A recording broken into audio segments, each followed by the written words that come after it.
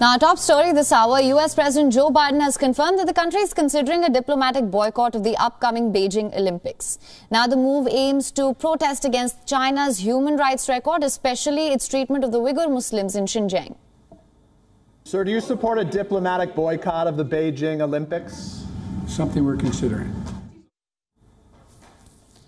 Biden made this statement when he sat down for a meeting with the Canadian Prime Minister Justin Trudeau. That was a diplomatic boycott, and that would mean that United States officials would not attend the opening of the Beijing Olympics. A diplomatic boycott would not affect the athletes.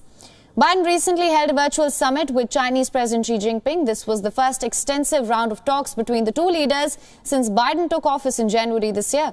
Soon after Biden's recent statement, White House Press Secretary Jen Psaki clarified that the issue was not discussed during the virtual summit.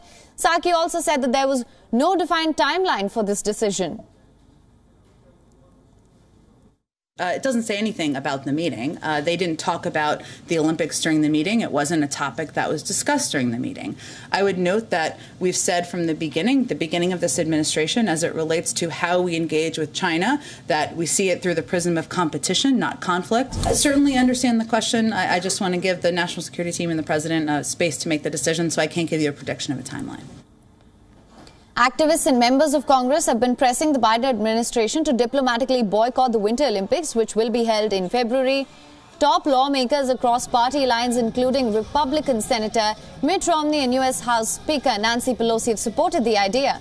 Not only this, in October this year, a bipartisan group of senators proposed an amendment to an annual defense policy bill that would prohibit the United States State Department from spending federal funds to support or facilitate the attendance of U.S. government employees at the same time. Now, this is to make a statement against human rights violations in China's Xinjiang province, which many nations call a genocide. Last week, U.S. Secretary of State Antony Blinken and Washington were in conversation with countries around the world to see what they think about the participation.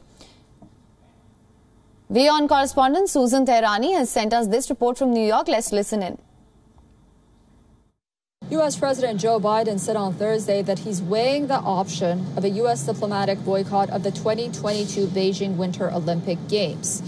A diplomatic boycott would mean that no U.S. official would attend those games. The decision comes amid rising tension in U.S.-China relations. However, earlier this week, in a meeting with his Chinese counterpart Xi Jinping, Joe Biden apparently did not bring up the topic of the Winter Olympic Games or a boycott, despite the fact that both Republican and Democratic lawmakers support a diplomatic boycott to protest China's human rights abuses. A diplomatic boycott would not affect the athletes. Also on Thursday, Republican Senator Tom Cotton said that a diplomatic boycott of the, quote, genocide Olympics would be too little too late, and instead called for a total boycott of all athletes, officials, and U.S. corporate sponsors. Also, Nikki Haley, the U.S. ambassador to the United Nations during the Trump administration, called for a complete U.S. boycott. Susan Tehrani reporting from New York for WION World is One. WION is now available in your country. Download the app now. Get all the news on the move.